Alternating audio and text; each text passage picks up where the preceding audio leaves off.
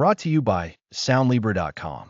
You can find a direct link to our full library in the description of this audio, or visit us anytime at Soundlibra.com.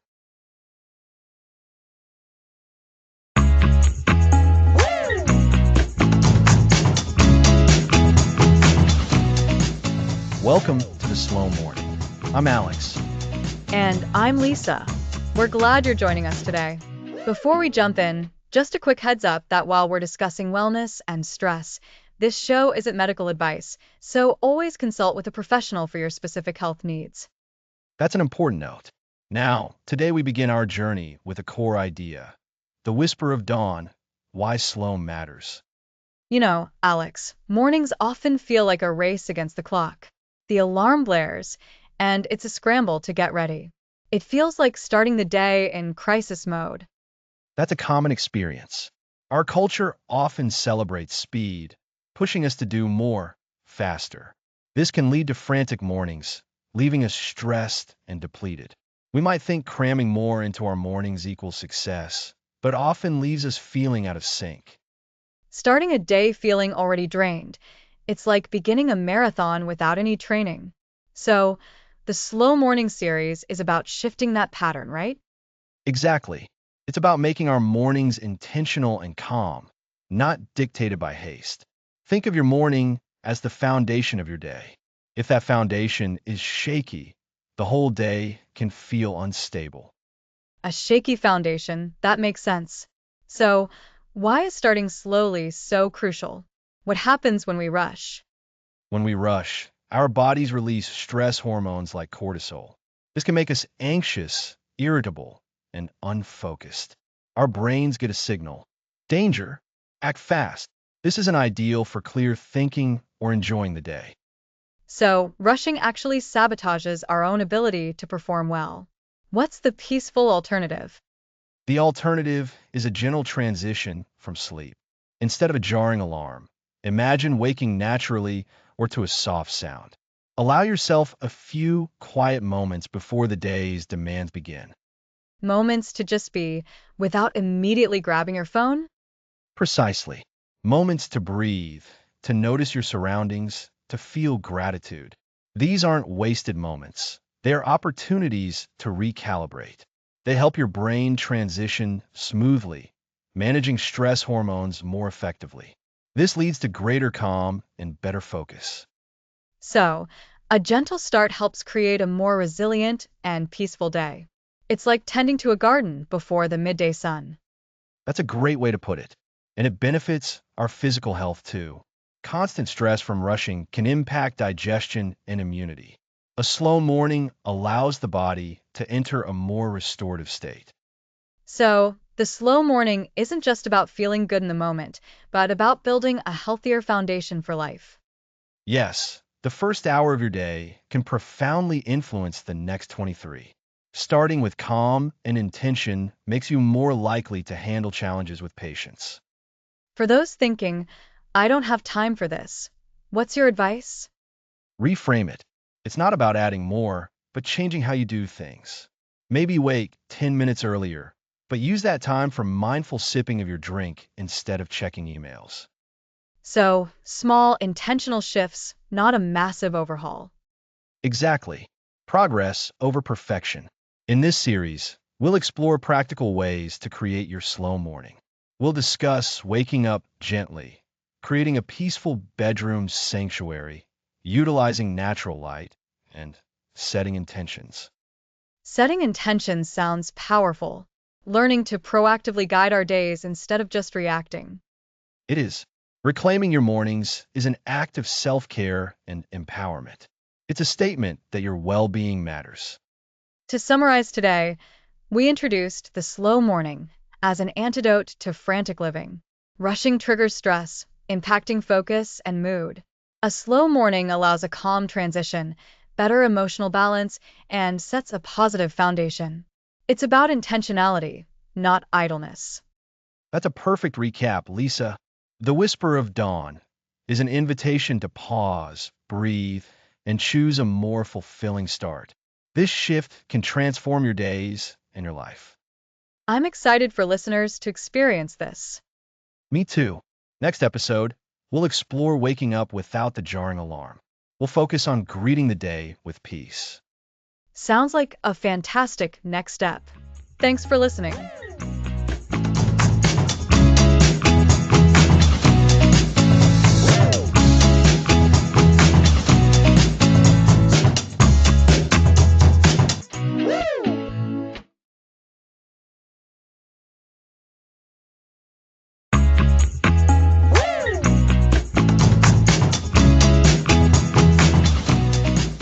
Welcome back to the slow morning. Last time, we explored why slow matters. Now, let's tackle waking up without the alarm's jar. Last time, we covered the importance of intention and a gentle start to our day. We learned that rushing can set a tone of stress. In this episode, we're diving into that very moment of waking. We're talking about ditching the jarring alarm clock and embracing a gentler way to greet consciousness. So, Lisa, what's the first thing many of us experience when our alarm goes off? For me, it's that sudden, unpleasant jolt, that blaring noise, the frantic scrambling to turn it off. It feels like being yanked out of sleep, and it's rarely pleasant. Exactly. It's a stressful way to begin. Our brains are in deep sleep cycles, and suddenly we're bombarded with a harsh sound. This can lead to sleep inertia, that groggy, disoriented feeling that can linger. It's like your brain's protesting, "Whoa, I wasn't ready for this." Sleep inertia. That's a good term for it. You feel foggy, maybe irritable, and it takes effort to shake it off and become fully present. It's a stark contrast to the peaceful awakening we're aiming for. Absolutely. So, the first step in waking up without the alarm's jar is to acknowledge the impact of that sound. Every time that alarm goes off, it's a mini trauma to our nervous system. Repeatedly, it can contribute to chronic stress. That's a powerful thought, Alex. A mini trauma every morning. So, what's the alternative? How do we achieve natural wakefulness? The most intuitive way is to align with our body's natural sleep-wake cycle, our circadian rhythm. Our bodies are incredible biological clocks. They're designed to respond to environmental cues, most importantly, light. Ah, so waking up with the sun. That makes sense. On weekends, when I don't set an alarm, I often wake up around sunrise and feel so much more refreshed. Precisely. When light enters our eyes, it signals our brain that it's time to wake up. This process is gradual and gentle. The hormone melatonin, which promotes sleep, starts to decrease, and cortisol, which helps us feel alert, begins to rise. It's a natural, phase transition into wakefulness. So, if we can encourage more natural light into our bedrooms, we can help our bodies wake up more peacefully? Exactly. This could mean opening your curtains the night before or investing in light therapy alarm clocks. These devices gradually increase in brightness, mimicking a sunrise. They don't produce that jarring sound. Instead, they gently coax you awake with light. Think of it like a sunrise happening in your bedroom. That sounds much more appealing. No more fumbling for a snooze button in a panic. But what about those days when it's still dark outside, like in winter? Or if you have to get up really early? That's a practical question, Lisa, and it's where the no alarm jar philosophy really shines. It's not just about light, it's also about intent. Remember in episode 1, we talked about setting an intention? This is where it applies directly to waking. So, instead of relying on an external sound to jolt us awake, we can cultivate an internal intention to wake. How does that work? It involves retraining our bodies and minds. This takes time and consistency. First, try to go to bed and wake up around the same time as much as possible, even on weekends. This helps regulate your circadian rhythm, making natural waking more likely. Consistency is key, then. That sounds achievable. It is. And then, before you go to sleep, set a gentle intention. You could tell yourself, "I will wake up feeling rested and ready for the day," or "I intend to wake up around this time." It's a subtle shift from being woken to choosing to wake. That's a mind shift, isn't it? From being a passive recipient of an alarm to an active participant in my own awakening. Absolutely. And while you sleep, Your subconscious mind is working with that intention. When you begin to stir naturally, even before a sound, you can gently acknowledge that stirring. Take a moment before you open your eyes to notice how you feel. Are you feeling rested? Are you feeling curious about the day ahead? I can picture that. Instead of that panic when the alarm blares, it's a gradual arrival into consciousness, almost like floating up from a deep pool. That's a beautiful analogy, Lisa. Floating up. And as you do, if you find yourself consistently waking up a few minutes before your alarm, you can start to reduce its volume or even disable it on days you don't have an absolute necessity to be up at a precise second. So, it's a process of gradual weaning off the reliance on the alarm. Precisely. And during this transition, you might still need an alarm. My recommendation is to choose alarm sounds that are more melodious or gentle. Many phones now offer nature sounds or soft melodies. Avoid anything that sounds like a siren or a fire alarm. That makes so much sense. A gentle sound is still a cue, but it's not a shock to the system. It's more like a soft nudge. A soft nudge, exactly. Another helpful practice is to have something to look forward to in the morning. It doesn't have to be grand. It could be a cup of tea, listening to a favorite podcast like this one, or a few minutes of quiet reflection. This gives your mind a positive incentive to wake up. So, we're not just trying to escape the negative of the alarm, we're also adding positive anchors to our wake up routine. Exactly. We're building a morning routine that nurtures us rather than jolts us. And this gradual approach helps retrain our bodies and minds. Over time, you'll find yourself waking up more consistently at your desired time, feeling more alert and less groggy. It's about fostering a sense of peace and control over our mornings, right from the very first moment we open our eyes. Moving from reactivity to intentionality. You got it. So, to recap, waking up without the alarm jar involves several key elements. First, recognizing the negative impact of jarring alarms. Second, leveraging natural light and our body's circadian rhythm to encourage natural wakefulness. Third, setting a clear intention to wake up both the night before and as you stir. And for those times an alarm is still necessary, choosing gentle, melodic sounds over sudden noise. Plus, creating positive incentives to look forward to that first moment of wakefulness. This shift from a panicked awakening to a gentle one is foundational to a slower, more intentional day. It's about treating our minds and bodies with respect as we transition from sleep. It's a beautiful invitation to start the day with calm rather than chaos. And it's a practice that truly sets the tone. By the time we finish our morning rituals, we'll be much more equipped to handle whatever the day brings with a sense of presence and peace, rather than a feeling of being constantly behind. This is such a tangible step we can all take. I'm already thinking about how I can incorporate more natural light and gentle intentions into my own mornings. Wonderful. So, we've explored why slow matters and how to wake up gently. In our next episode, we'll move from the moment of waking to the sacred space where we spend our nights, the sanctuary of your bedroom. We'll discuss how to optimize this space for rest and renewal. Next episode, the sanctuary of your bedroom.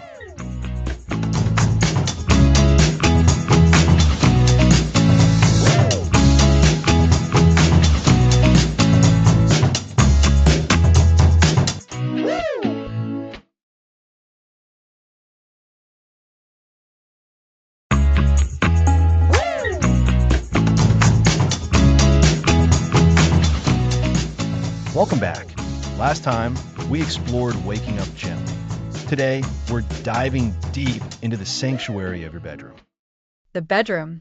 For many, it's just a place to crash. But you're saying it can be so much more for slow morning? Absolutely. This is where you rest and recharge. What if we viewed our bedrooms as a curated space supporting calm, peace, and intentional waking? It's the first environment you encounter in the morning. That's a powerful reframing. So, how do we transform our bedrooms into these sanctuaries? We begin with atmosphere and order. Let's talk atmosphere. What feeling do you want your bedroom to evoke? Calm. Peaceful. restful and inviting, not chaotic or stressful. Exactly.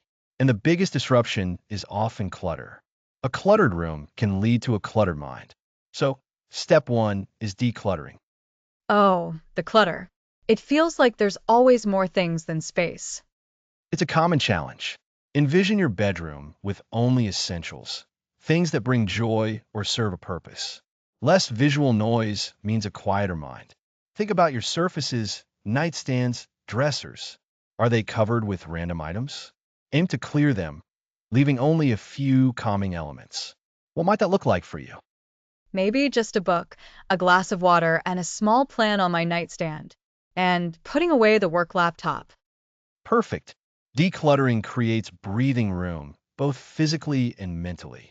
It signals to your brain that this is a space for rest, not for the day's demands. Now, beyond order, let's consider sensory elements. Two big ones are scent and sound. Scent. I've never really thought about scents in my bedroom. Scent is incredibly powerful for creating mood. Think about aromatherapy. A subtle, calming scent can make a huge difference.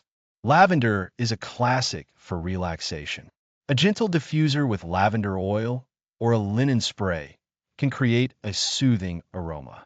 What kinds of scents do you find calming? I do like the smell of clean laundry, but also maybe something like bergamot or a light floral. Nothing too strong. Exactly, it's about subtlety. And the same applies to sound. A jarring alarm is the antithesis of a slow morning. What if your bedroom environment nudged you awake with pleasant sounds instead? This could be a nature sound alarm, calming music, or gentle morning sounds. The goal is to avoid sudden shock. So, it's about creating a cocoon of peace from the moment we wake up. But how do we manage the light aspect, especially if it's still dark? That's an excellent point, and light is critical.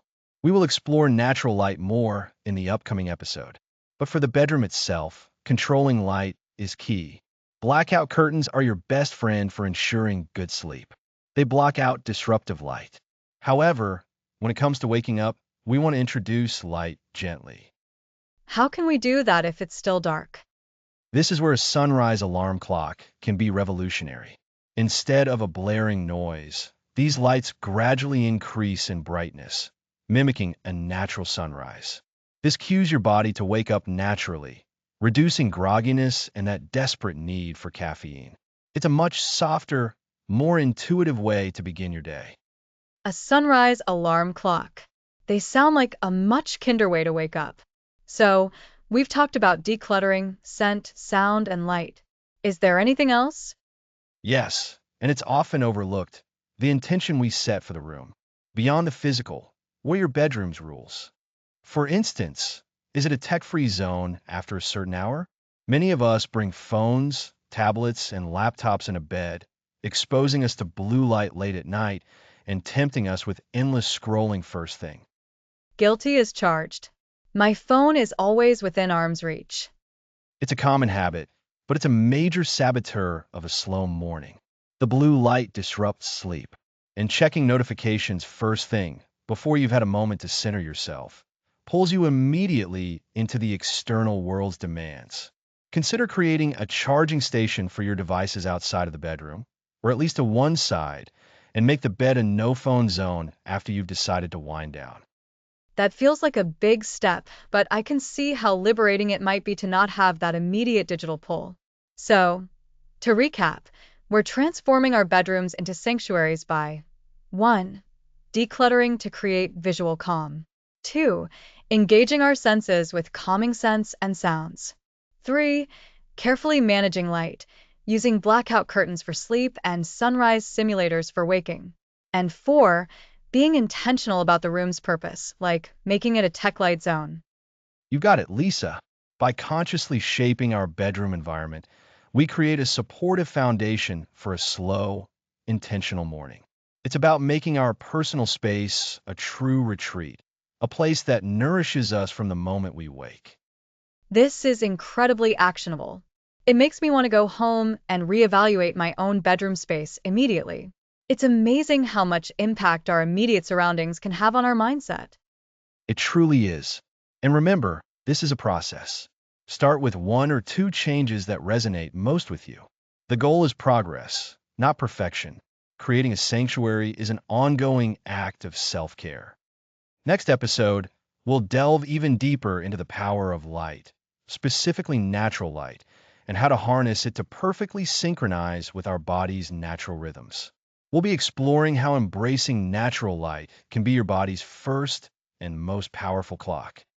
Embracing natural light. I'm looking forward to it. Me too. Until then, make your bedroom a haven. Thanks for listening.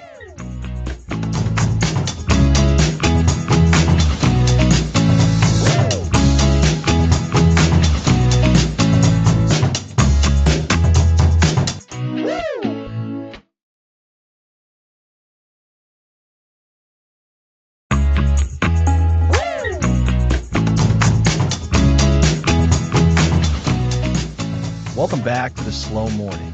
Last time, we explored how to transform your bedroom into a sanctuary of calm.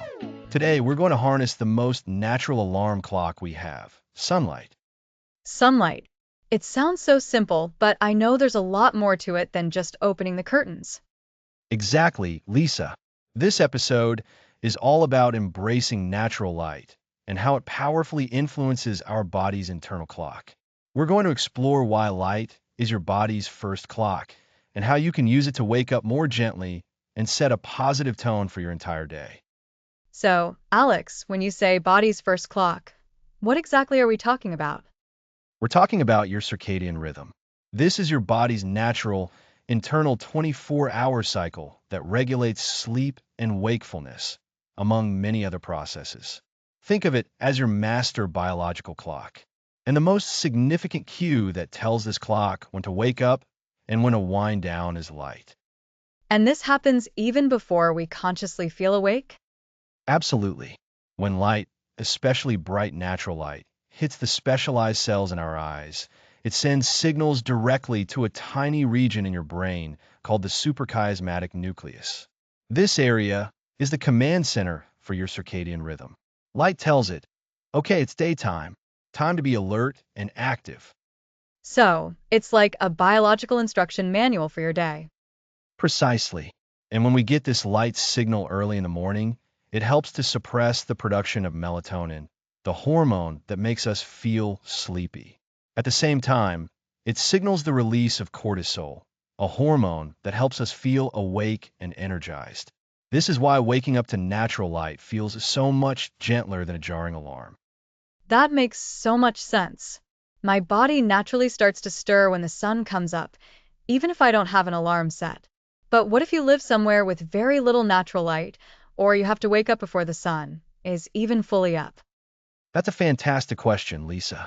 Even on darker mornings, there are strategies. The first and most crucial step is to expose yourself to as much natural light as possible as soon as you possibly can.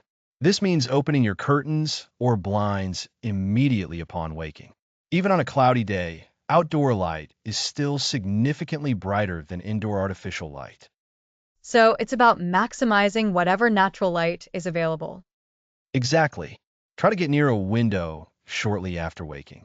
If you can, step outside for a few minutes, even if it's just onto a balcony or into your garden. That brief exposure to the elements, to the ambient light, can make a huge difference. We're aiming for that initial signal to your brain that the day has begun. And what are the tangible benefits of doing this, beyond just feeling a bit more awake? The benefits are quite profound. Consistent morning light exposure helps to anchor your circadian rhythm, making it more robust.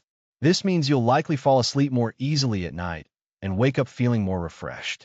It also has a significant positive impact on your mood. Light exposure, especially in the morning, can help regulate serotonin levels, which is a key neurotransmitter for happiness and well-being. Think of it as a natural mood booster. So, it's not just about waking up, it's about setting a positive emotional tone for the day too. Absolutely. And it helps with energy levels throughout the day. When your circadian rhythm is well aligned, you experience more consistent energy. You're less likely to hit that mid-afternoon slump. Your body is operating on its natural schedule, so it's more efficient. This makes me think about my own habits. I often sleep with blackout curtains to get more rest, but maybe that's actually sabotaging my mornings. It's a common dilemma. Blackout curtains are wonderful for sleep quality, but for waking up gently, they can be counterproductive. The key is to find a balance. Consider using curtains that allow some light to filter through, or simply make it a very quick and non-negotiable part of your morning routine to open them the moment you're ready to be awake. So, the practice is open the curtains or blinds immediately upon waking, and if possible, seek out natural light near a window or even step outside for a few minutes. That's the core practice. And to reinforce this, think about your bedroom environment. If you followed our previous advice and made your bedroom a sanctuary, then the transition from bed to being near a window should feel natural and inviting, not like a chore. It's part of that gentle unwinding from sleep. It makes sense to connect it back to the sanctuary of the bedroom. If the room is already peaceful, then the act of opening the curtains and welcoming light becomes part of that peaceful transition. Exactly. Now, what if you can't get outside or near a window right away? Maybe you wake up in a windowless room, or your morning involves an immediate commute.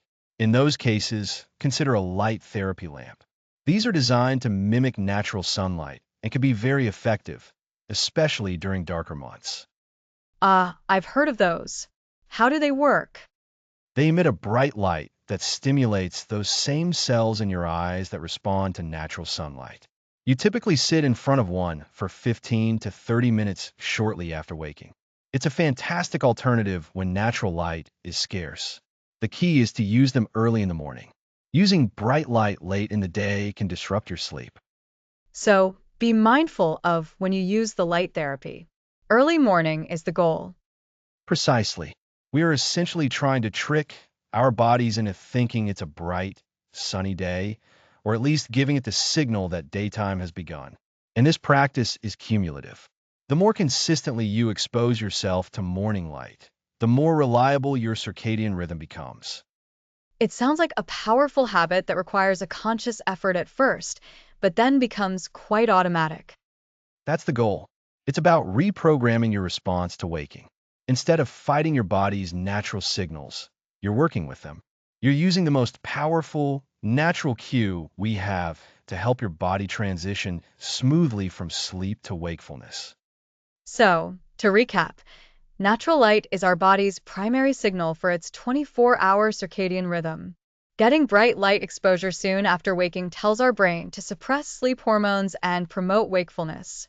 Even on cloudy days, or when waking before sunrise, we can maximize available natural light by opening curtains and sitting near windows, or using a light therapy lamp. The benefits include better mood, more consistent energy, and improved sleep quality. That's a perfect summary, Lisa. Embracing natural light is one of the simplest yet most effective ways to build a slow, intentional morning. It's about respecting our biological needs and using the environment to our advantage. It truly is your body's first clock of the day, and by paying attention to it, you set yourself up for a much better day. It's a beautiful concept, working with our bodies, not against them. And that's what the slow morning is all about. Next episode, we'll build on this by exploring the gentle transition from sleep to awareness, moving beyond the light and into how we consciously begin our day.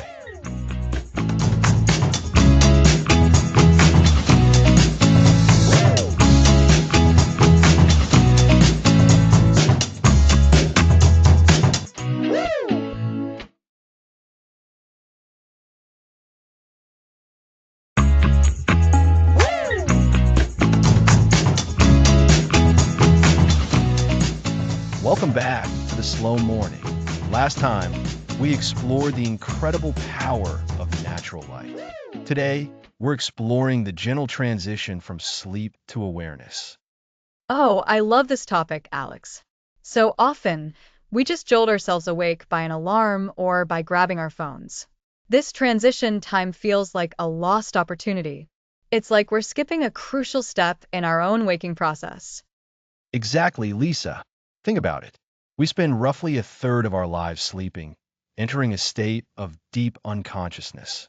Then, suddenly, we're expected to be fully cognitive, productive humans. It's a jarring shift for our nervous system. Our goal with a slow morning is to honor that transition. We want to move from that deep sleep state to full awareness, not abruptly, but with intention and gentleness. So, it's about making that moment of waking up less of a shock and more of a gradual unfurling, like a flower blooming, rather than a light switch being flipped. That's a perfect analogy. We want to invite wakefulness, not demand it.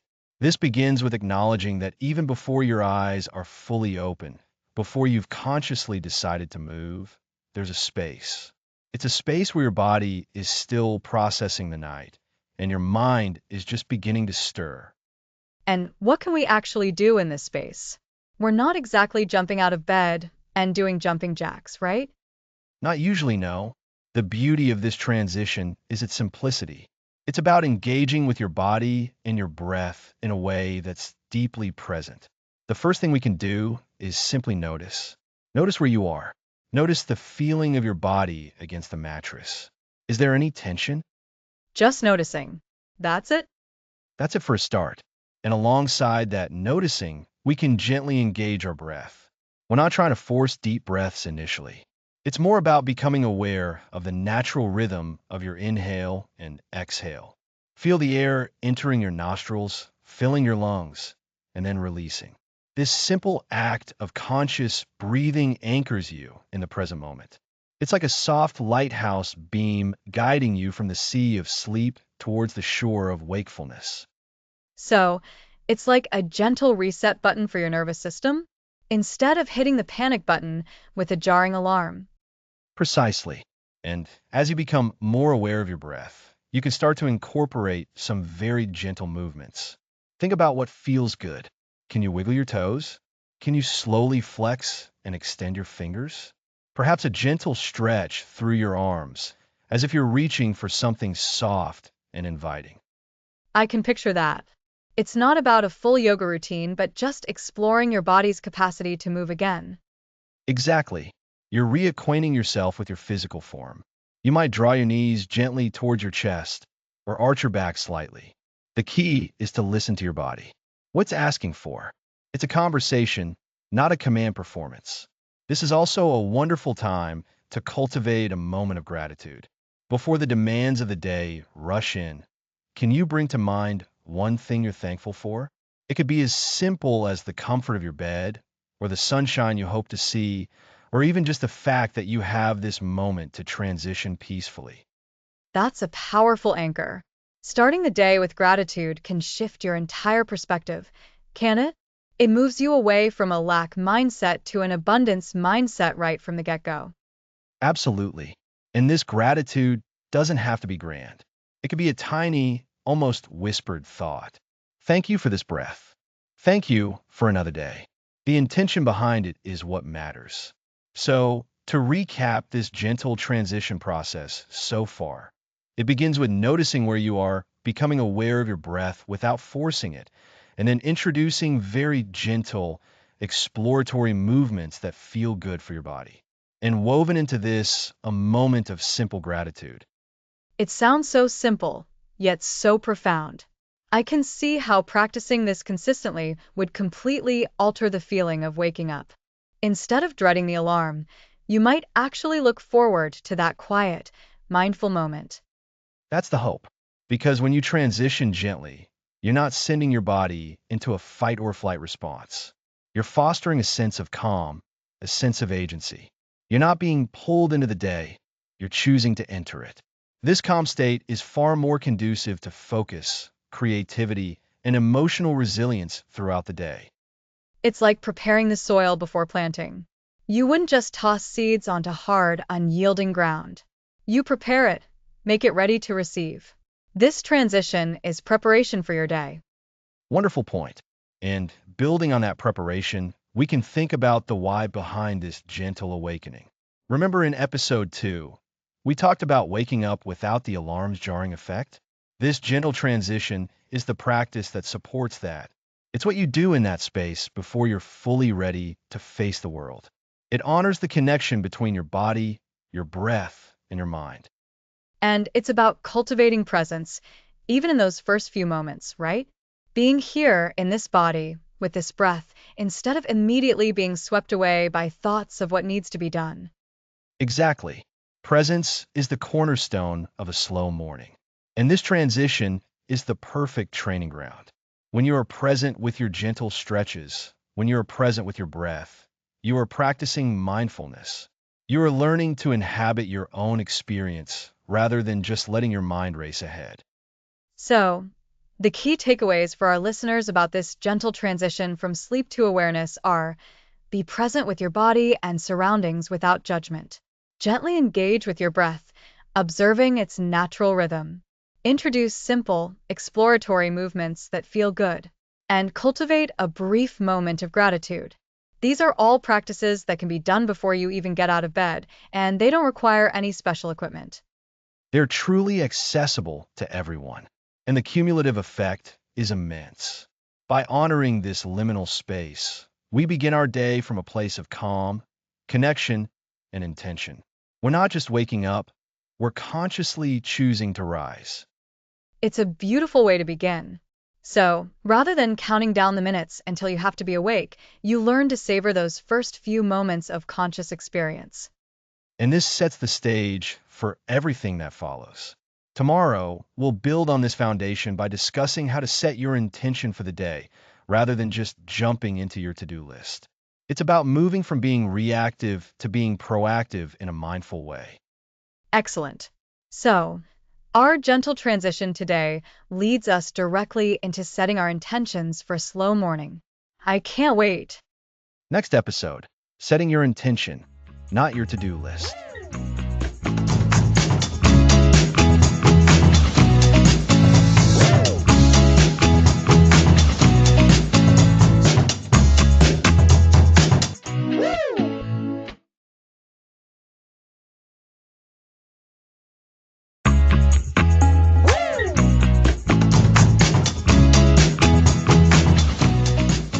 Welcome back. Last time, we explored the general transition from sleep to awareness. Now, we're shifting our focus to mental framing.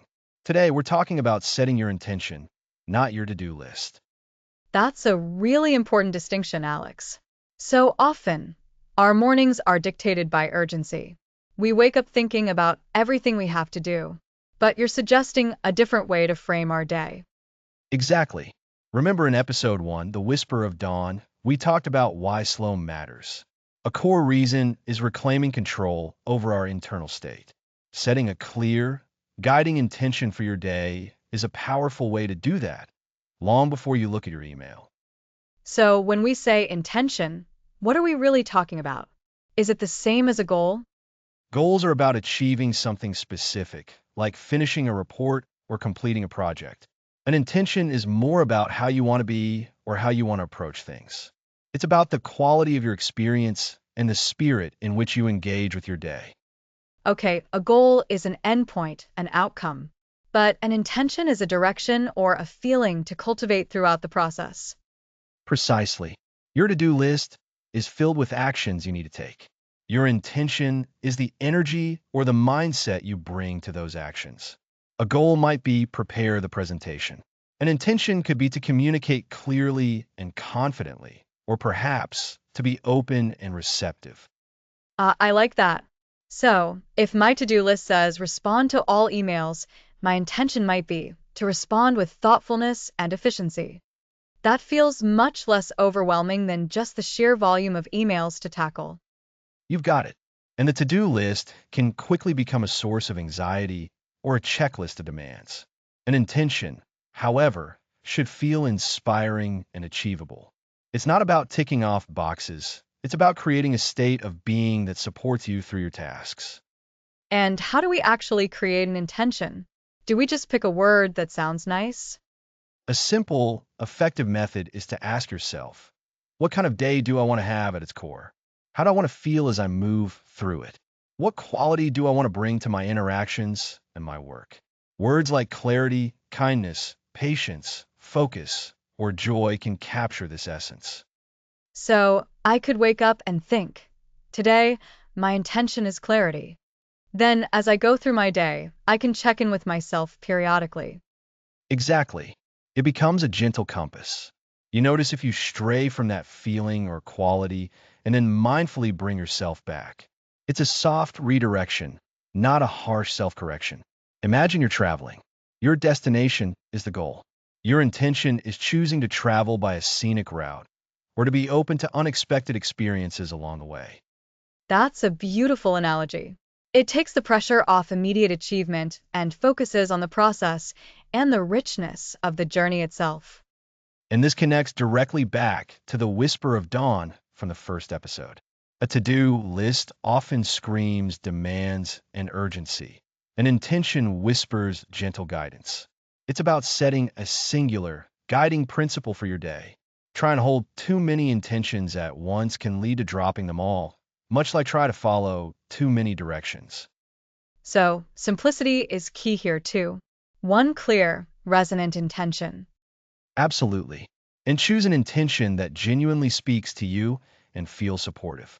If it feels like just another obligation, it won't serve you. It needs to feel like a gentle invitation, something you're choosing for your own well-being. What if my day is packed with tasks that I know will be draining or difficult? How can I set an inspiring or supportive intention then? In those moments, your intention might be about your own inner state and your resilience. If you anticipate a challenging day, your intention could be to maintain my inner calm, or to approach each interaction with unfailing kindness, or even to find moments of peace amidst the busyness. It's about empowering yourself with your attitude and your internal response. So, it's about focusing on what you can genuinely control, your own response and your internal experience, regardless of external circumstances. Exactly. To make this intentional approach stick, you can reflect on your chosen intention before you even get out of bed. You might write it down in a journal or say it aloud to yourself a few times, really letting the words settle. Writing it down sounds powerful. It makes it more concrete, anchoring it in the physical world and giving it more weight. It does. And choose an intention you can easily revisit. Perhaps to be present is your guiding intention. When you find yourself lost in thought about the past or worrying about the future, you can gently remind yourself, be present. That makes the intention actively useful, an ongoing practice rather than just a nice thought that fades. And the difference from a to-do list is profound. A to-do list can make you feel like you're constantly chasing something, a never-ending race. An intention cultivates a way of being. You can live into your intention in every moment, no matter what you're doing, even if you don't manage to complete every single item on your list. This is such a valuable reframing. It shifts the focus from external achievement and productivity to internal experience and mindful presence, which aligns perfectly with all the slow morning principles we've been discussing. We cultivate peace and a sense of well-being as we move through the day. Precisely. So, to recap, setting an intention is choosing a guiding principle for your day, focusing on how you want to be and what quality you want to bring. It's about cultivating a state of being like clarity, kindness, or presence, a singular focus that helps you navigate your day with grace, rather than feeling overwhelmed by demands. Unlike a demanding to-do list, an intention is a gentle invitation and a personal, achievable guide to living your day more fully. That makes perfect sense. It's about setting a mental and emotional direction that supports a slower, more mindful, and more intentional approach to everything we do. Absolutely.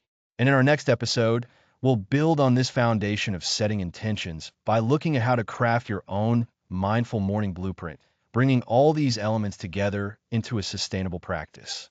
Next episode, crafting your mindful morning blueprint.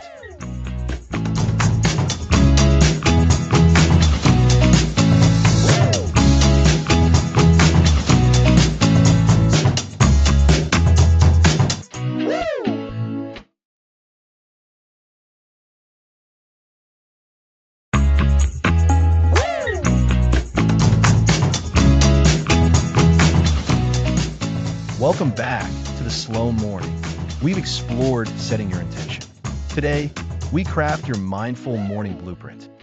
We've covered waking gently, peaceful bedrooms, natural light, smooth transitions, and setting intentions. Now, let's build our personalized morning routine. Your blueprint should be a flexible guide, a structure that serves you, and it can evolve over time. So, Alex, how do we begin designing this blueprint? Start with your waking process. How do you want to transition from sleep to wakefulness? This might involve a few minutes of lying in bed, taking a deep breath.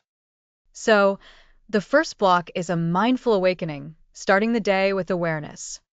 Precisely. Next, engage with your environment by embracing natural light. Open curtains, step outside briefly, or sit by a window.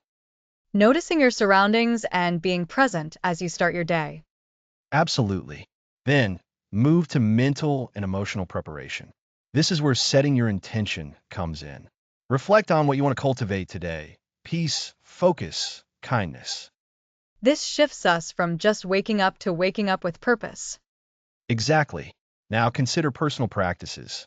Your blueprint might include mindful stretching, quiet contemplation, meditation, or journaling. Choose activities that nourish you. It sounds like listeners should select practices that resonate personally, not copy others.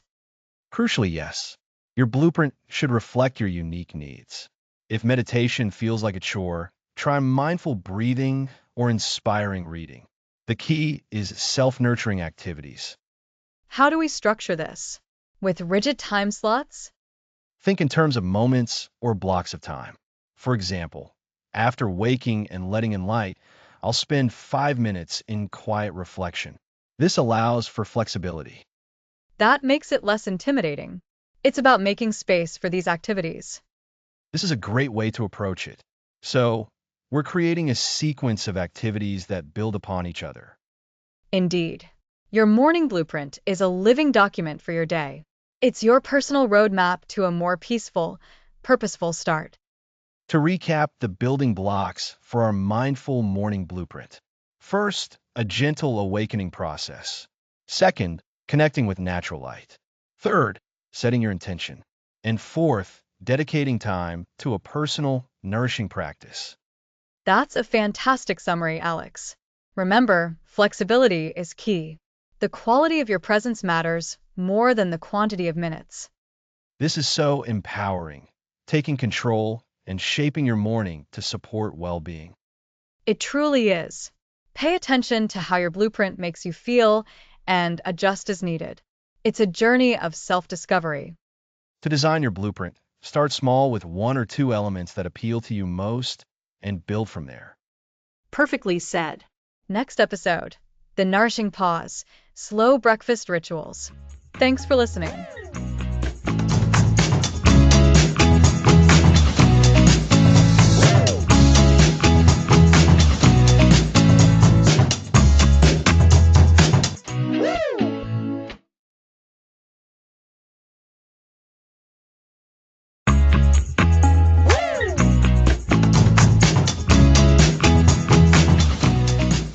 Welcome back. Last time we crafted your mindful morning blueprint. Now, let's focus on breakfast rituals. It feels like a natural next step, Alex. We've set the intention, we've prepared our minds, and now it's time to nourish our bodies in a way that actually supports that slow, intentional beginning. For so many of us, breakfast is just a quick grab and go or something we do while scrolling, isn't it? Exactly, Lisa. And that's precisely what we want to reclaim. Breakfast isn't just about refueling. It's a ritual. It's the first sensory engagement we have with the day, and we want that engagement to be positive, calming, and deeply nourishing. Think of it as the bridge between your mindful morning preparation and the rest of your day. A bridge. I like that. So, instead of thinking, what do I need to shove in my mouth to survive until lunch? We're thinking, how can I intentionally prepare and enjoy this meal to set a positive tone for everything that follows? Precisely. And the benefits of slowing down for breakfast are immense. When you eat mindfully, you're not just consuming food, you're experiencing it. You're paying attention to the textures, the aromas, the flavors. This full sensory engagement helps with digestion. Our bodies are better equipped to process nutrients when we're relaxed and not rushing. That makes sense. When you're stressed, your body tenses up, and digestion can really suffer. So, by pausing and savoring, we're actually signaling to our bodies that it's a safe time to take in nourishment. Absolutely. And it's not about complicated recipes or elaborate meals. Often, the simplest things, enjoyed with intention, are the most rewarding. What are some of your go-to simple, slow breakfast ideas, Lisa? Well, if I'm going for super quick, but still mindful, it's often a bowl of good quality yogurt with berries and a sprinkle of seeds or nuts. The act of gently spooning it, noticing the cool tartness of the yogurt, the burst of sweetness from the berries, the satisfying crunch of the seeds, it feels like a small act of self-care. That's a wonderful example. It's accessible, nutritious, and allows for those micro moments of mindfulness. Another simple yet deeply satisfying option is a warm bowl of oatmeal. You can prepare it with water or milk, and then the beauty lies in the toppings. A drizzle of honey or maple syrup, a few slices of banana, a dash of cinnamon. These small additions allow for personalization and a gentle sensory experience. The warmth of the bowl, the comforting aroma of the oats, it's very grounding. Oh, oatmeal is a classic for a reason. I also love the idea of a beautifully prepared piece of toast. It sounds so basic, but if you use really good bread, toast it until it's golden and slightly crisp, and then add something simple like avocado with a sprinkle of red pepper flakes, or a thin layer of almond butter with some sliced fruit, it feels like a complete meal, and the process of spreading and arranging it can be quite meditative. That's a fantastic point. It's about elevating the ordinary. And the key element is the pause. It's not just about what you eat, but the environment in which you eat it. Stepping away from screens, from the news, from checking emails. Creating a small sanctuary at your breakfast table. Creating that sanctuary is crucial, even if it's just for 10 or 15 minutes. It's about dedicating that specific time to yourself and your meal. So, Alex, what are some of the common obstacles people face when trying to implement this? Because I can already hear some listeners thinking, this sounds lovely, but I have 3 kids to get ready and a commute to make. That's the most common hurdle, isn't it? It often comes down to shifting our perspective on time. We might feel we don't have the time, but often it's about making a conscious choice to carve it out. This might mean waking up just 5 or 10 minutes earlier than usual. Those few extra minutes can transform breakfast from a frantic gulp into a nourishing pause. So, it's not about adding a huge chunk of time, but about reallocating a small portion of existing time more intentionally. Exactly. And remember, this is a practice, not a perfect performance. Some mornings will be smoother than others. If you only have 3 minutes, focus on eating one bite mindfully. Really experience that one bite. That's still a win. Over time, those small, mindful moments build a habit. And it ties back to what we discussed in previous episodes, doesn't it? About setting intention. If your intention is a slow, nourishing morning, then a rushed, mindless breakfast directly contradicts that. By making breakfast a mindful ritual, you're actively reinforcing your intention for the day. Precisely. You're embodying your intention. We talked about the sanctuary of your bedroom, the gentle embrace of natural light, setting your intention, and crafting your blueprint. The mindful breakfast ritual is the tangible expression of all those preparatory steps. It's where your inner calm begins to meet the external world. And I think it's important to mention that taste and enjoyment play a huge role. When you eat mindfully, you actually taste your food more.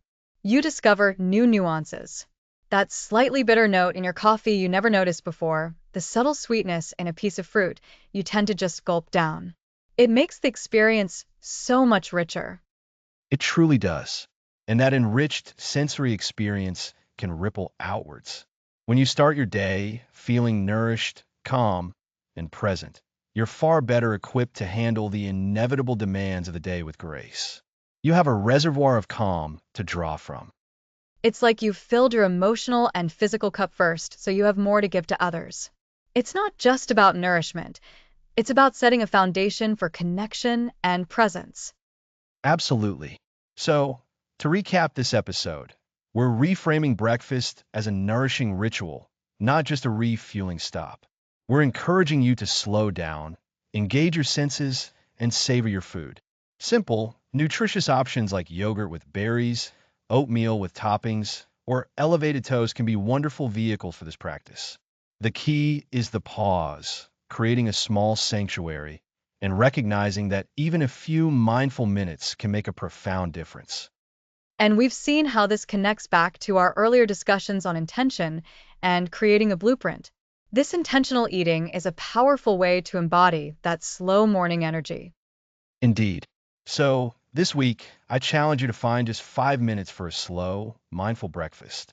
Whether it's enjoying a single cup of tea with full attention or savoring a bowl of cereal without any distractions. Notice the difference it makes. It's such a practical and powerful way to integrate the slow morning philosophy into our daily lives. It's tangible, it's enjoyable, and the benefits are immediate. Next episode, we'll explore the power of presence, embracing the now of your morning. We'll dive deeper into cultivating that sense of being fully in the moment, no matter what your morning looks like.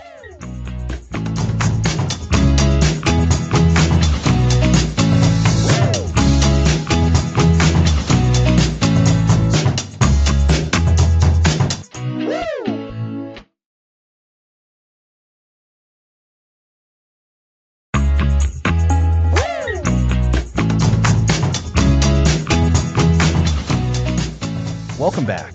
Last time we covered slow breakfast rituals. Now, let's tackle calm conversations. Building on that peaceful morning foundation, Alex, today we're exploring something equally vital: cultivating calm conversations during our mornings. It's about how gentle communication, whether with family, housemates, or even just with ourselves, can positively impact our entire day. Exactly, Lisa. Think about it. Mornings can often be rushed, a flurry of activity, and maybe a little stress. If our first interactions are stressed or hurried, that energy can carry through the rest of the day. But if we intentionally bring calm to our conversations, it's like setting a different tone, a more positive trajectory. So, it's not just about what we say, but how we say it, especially first thing in the morning. Precisely. It's about presence and intention. One of the most powerful tools for calm conversation is active listening. This isn't just waiting for your turn to speak. It's about truly hearing what the other person is saying, both with their words and their body language. That can be tough first thing when your brain might still be waking up. What does active listening look like in practice during a busy morning? It starts with making a conscious choice to be present. So, if someone is talking to you, whether it's your partner asking about the day or a child sharing a dream, put down your phone, make eye contact, and really focus on them for a moment. Nod. Offer brief verbal affirmations like, I see, or uh-huh, to show you're engaged. And I suppose it's also about not interrupting, giving them space to finish their thoughts completely. Absolutely.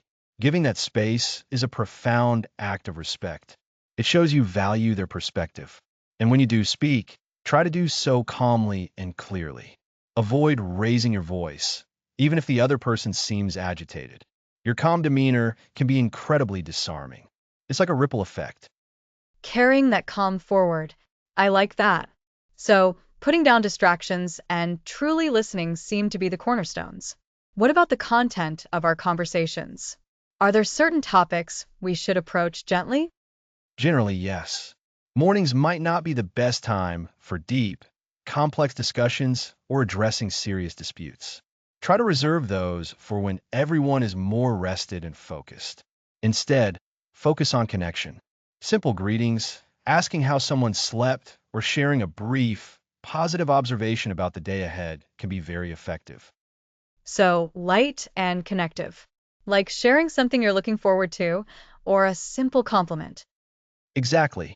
Good morning. I'm looking forward to that coffee break later. Or, you chose a nice shirt today. These small gestures of warmth can color the entire morning. And it's not just about conversations with others. What about our internal conversations? Ooh, that's a great point. The self talk we have in the morning can be just as impactful, if not more so, right? It really can. Often, our inner critic is the loudest voice when we first wake up. We might jump straight into what we didn't do or what we should be doing. Instead, try offering yourself kindness. Acknowledge that you're waking up, that you're here. You can even use affirmations. Like what sort of affirmations? Simple ones. I am ready for this day, or I will approach challenges with calm, or even just a quiet thank you for this new day. It's about consciously shifting your internal narrative from one of pressure or judgment to one of gentle acceptance and readiness. Remember when we discussed setting intentions in episode 6? This is a practical way to do that with your own inner dialogue. That makes so much sense.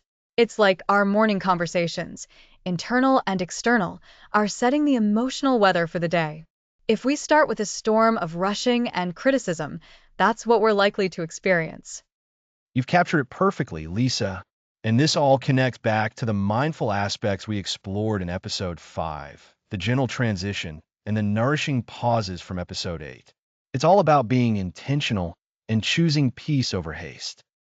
So, to recap for our listeners, cultivating calm conversations in the morning involves active listening, being fully present with those you interact with, speaking gently, choosing positive and connecting topics, and practicing self-compassion with your internal dialogue. Precisely. It's about creating a sanctuary of connection right from the start of your day. This practice of calm communication can transform not just your mornings, but your relationships and your overall well-being. It's a skill that, with practice, becomes more natural. And a very rewarding one. It's amazing how much difference a calm start to our interactions can make. It truly is.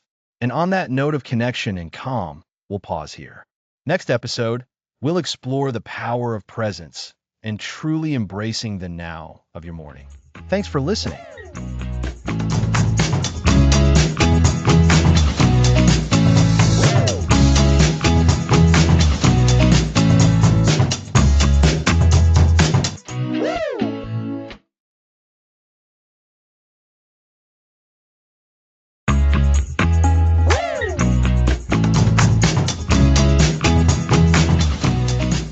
Welcome back. Last time we covered crafting your mindful morning blueprint. Now let's tackle the power of presence. That's such a crucial concept, Alex. It feels like our minds are always racing ahead to the next thing, or dwelling on what's already happened, that we often miss the beauty and peace that's right here, right now. Exactly, Lisa. Think about it. How many times have you been sipping your tea or looking out the window and suddenly realized you've been completely lost in thought about work emails or an appointment later in the day? You were physically present, but mentally you were miles away. Oh, constantly. It's like my brain has a built-in commentary track for everything I should be doing instead of just being. And it's so easy to get caught up in that mental chatter. It is. And that's precisely why cultivating presence, especially during our slow mornings, is so vital.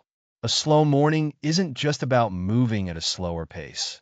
It's about being fully aware of each moment as it unfolds. It's about experiencing your breakfast, not just consuming it. It's about feeling the warmth of your mug, not just holding it. So, it's about bringing our attention intentionally to whatever we're doing in that exact moment. It's like a gentle redirection of our focus. Precisely. And one of the most effective ways to do this is through anchoring techniques. These are simple practices that help ground you in the present.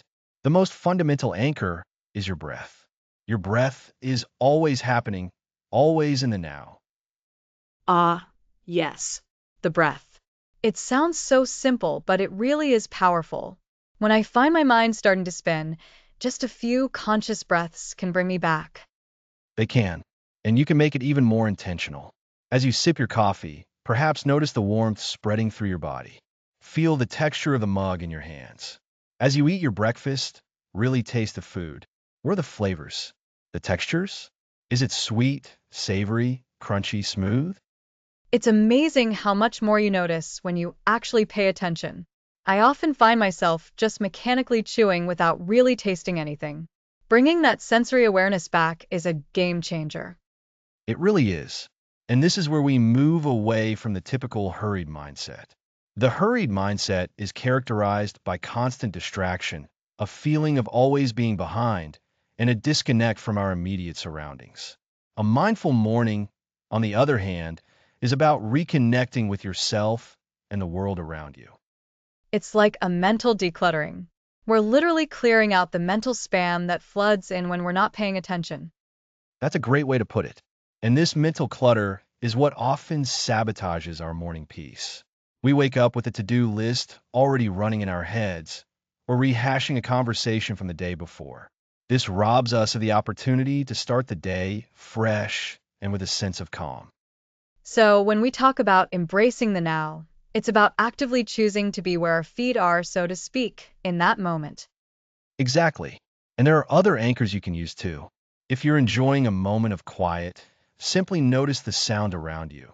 The birds chirping, the gentle hum of your house, even the distant sounds of the city, if that's your environment. Just acknowledge them without needing to label them or judge them. It's like opening your senses up to the present experience. And I imagine this practice of presence extends beyond just the very beginning of the morning, right? It sets the tone. Absolutely. The goal of a slow morning is to set a positive and grounded tone for your entire day. If you can cultivate that sense of presence in the first hour, you're much more likely to carry it with you as you move through your day. Imagine tackling your first task of the day with full attention, rather than with a scattered mind. That would make a huge difference in productivity and also in how you feel about tackling tasks. Less resistance, more engagement. Indeed. So, let's recap what we've discussed about presence this morning. We've established that a key element of a slow morning is being fully aware of each moment, rather than letting your mind wander.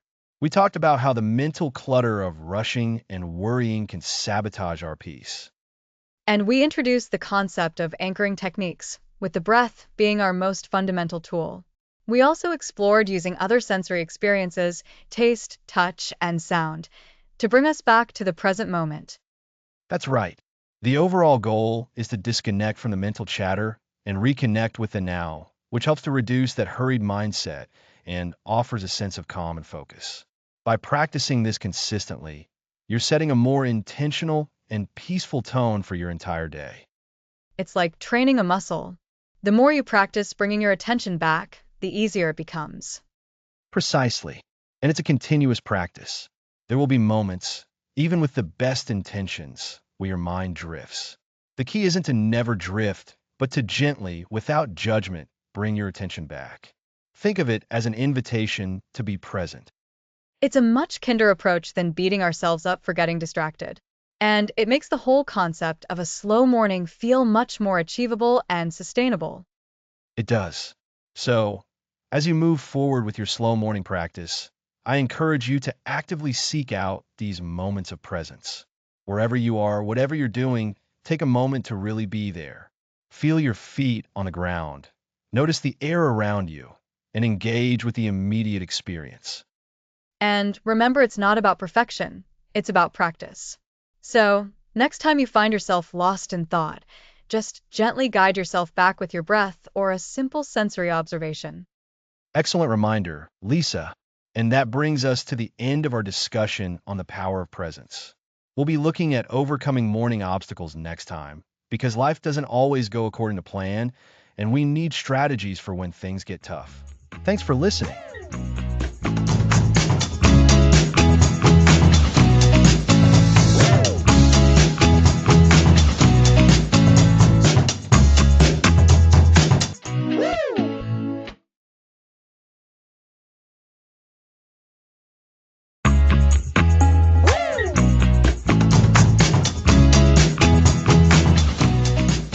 Welcome back. Last time we covered the power of presence, embracing the now of morning. Now let's tackle overcoming morning obstacles. That's right, Alex. Life happens. And sometimes, even with the best intentions, our slow morning routine can get derailed. It's easy to feel discouraged when you miss a practice or when unexpected things pop up. Exactly. And that's why this episode is all about acknowledging those disruptions and giving you practical tools to navigate them. We'll talk about how to be flexible, how to practice self-compassion, and how to gently get back on track when life throws you a curveball.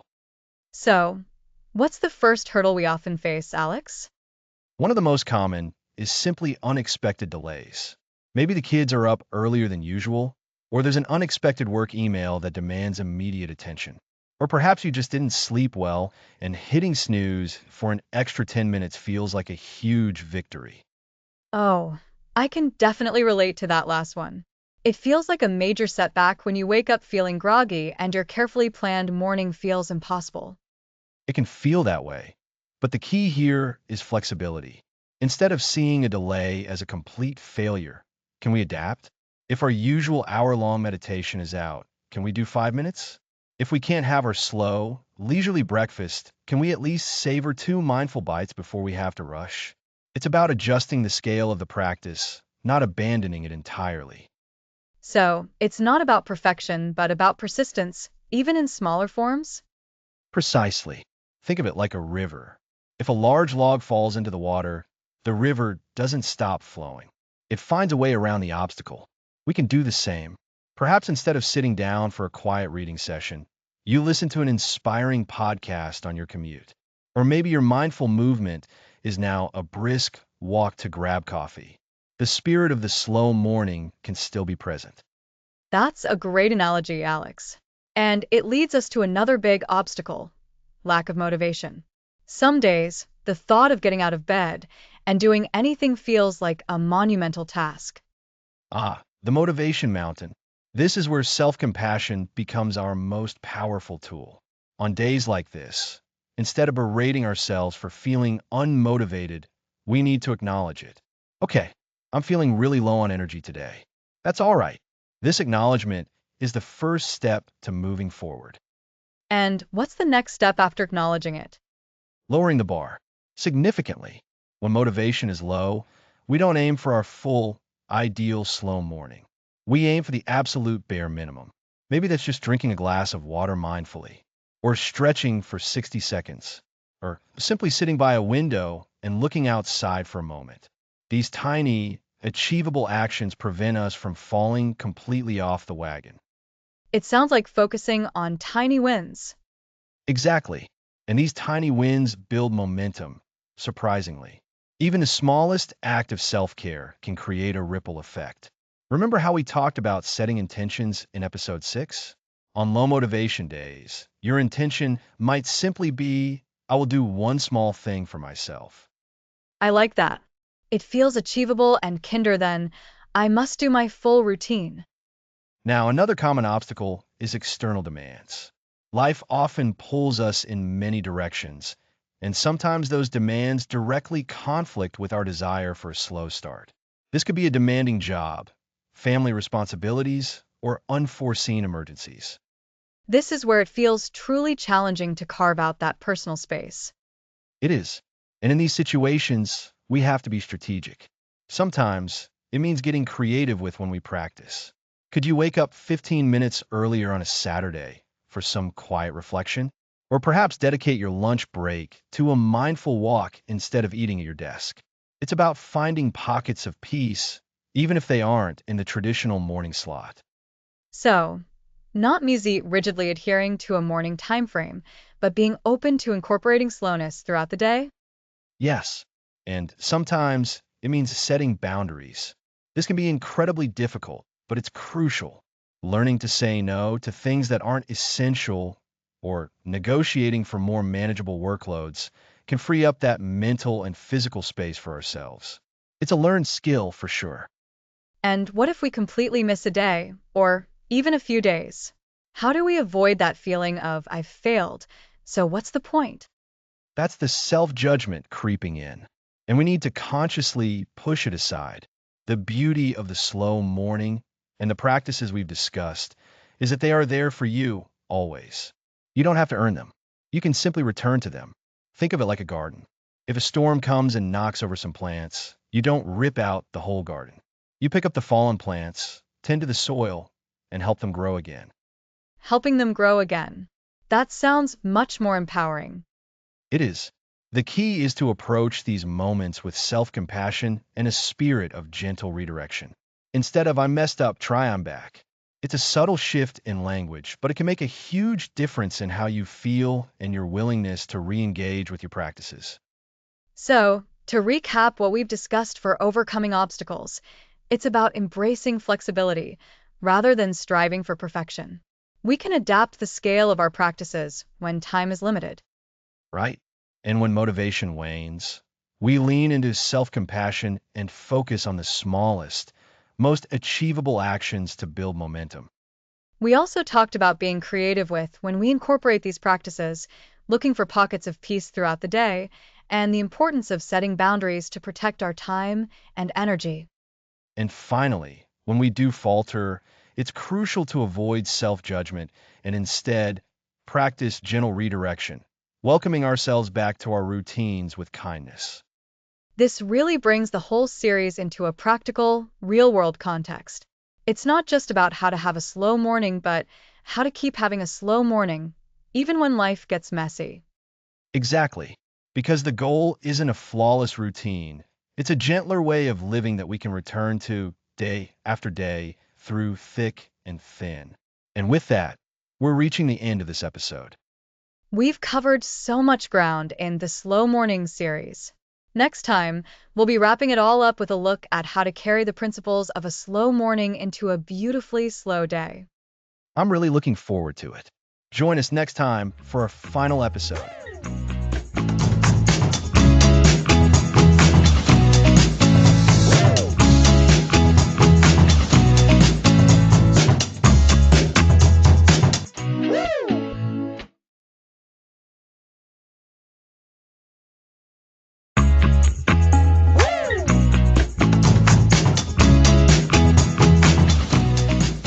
Welcome back to the Slow Morning. We've reached the end of our series. It's hard to believe we're already at episode 12. We've covered so much ground, Alex, from the quiet whispers of dawn to the intentional embrace of the present moment. Absolutely, Lisa. And in this final episode, our goal is to bring it all together. We want to give you a clear picture of how all the elements we've discussed can weave into a single, fulfilling morning, and how to make that a sustainable part of your life. So, to recap for our listeners, what have been the absolute core pillars of our slow morning journey? That's a great question to start with. I'd say the first major theme, right from episode 1, was simply about understanding why slow matters. We learned that rushing isn't necessarily productive. Often, it just leads to stress and mistakes. Embracing slowness allows for clarity and intention. And that intentionality really began with how we wake up. Remember episode 2, waking up without the alarms jar?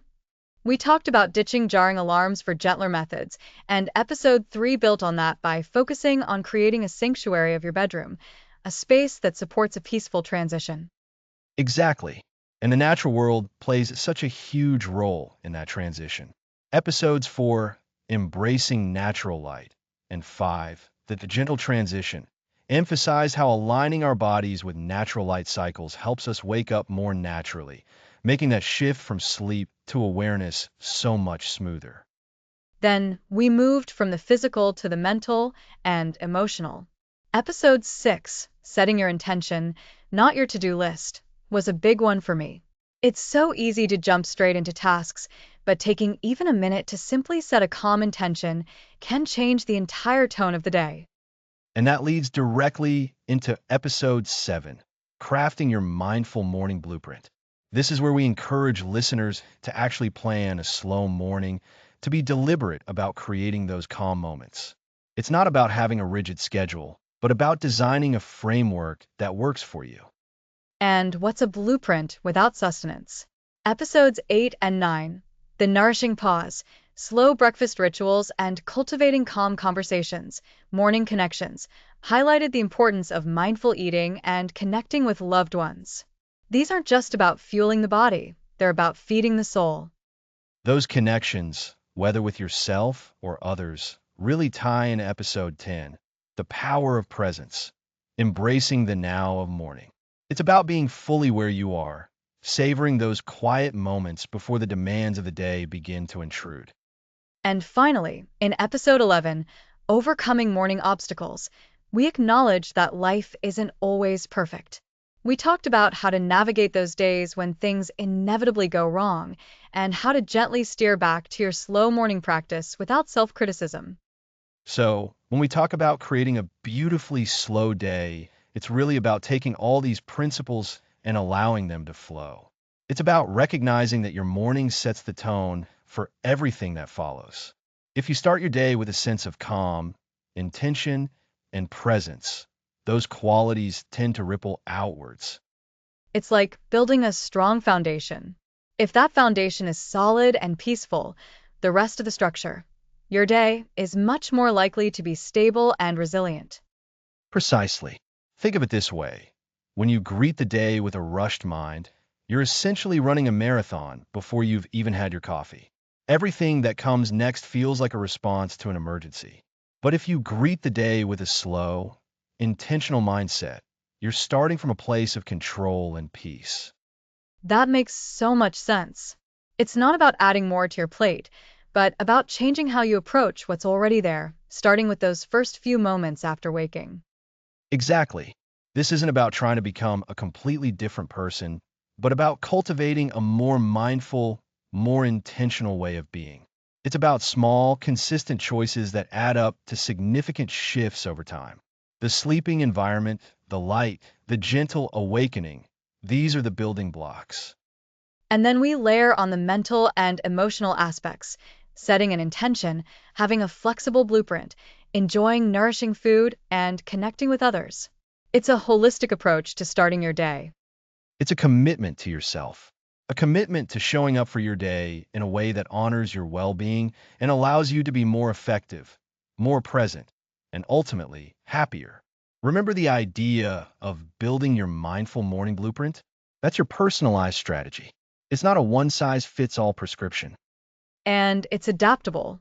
Episode 11's focus on navigating obstacles is crucial here. Life happens. Children get sick, unexpected guests arrive, work calls drag on. The goal isn't perfection, it's resilience and the ability to return to your practice. Think of it as tending a garden. Some days the sun shines brightly and everything flourishes easily. Other days, there's a frost or unexpected weeds. You don't abandon the garden, you adapt your approach. You might cover the delicate plants, pull the weeds, and wait for better conditions. Your slow morning practice is like that garden. I love that analogy. It emphasizes patience and consistent care rather than demanding immediate, perfect results. It's about progress, not perfection. Indeed. And for this to become a beautiful, slow day, it has to be a commitment. It's a practice. It requires conscious effort, especially in the beginning. But the rewards, the increased clarity, the reduced stress, the deeper sense of fulfillment are immeasurable. So, as we wrap up, Alex, what's the final call to action you'd like to leave our listeners with? My encouragement is simple. Don't let this be just another series you listen to. Make it part of you. Revisit the episodes that resonated most. Experiment with the ideas that felt most appealing. And most importantly, give yourself grace. Start small, be consistent, and trust the process. Your slow morning is a gift you give yourself every single day. A beautiful gift.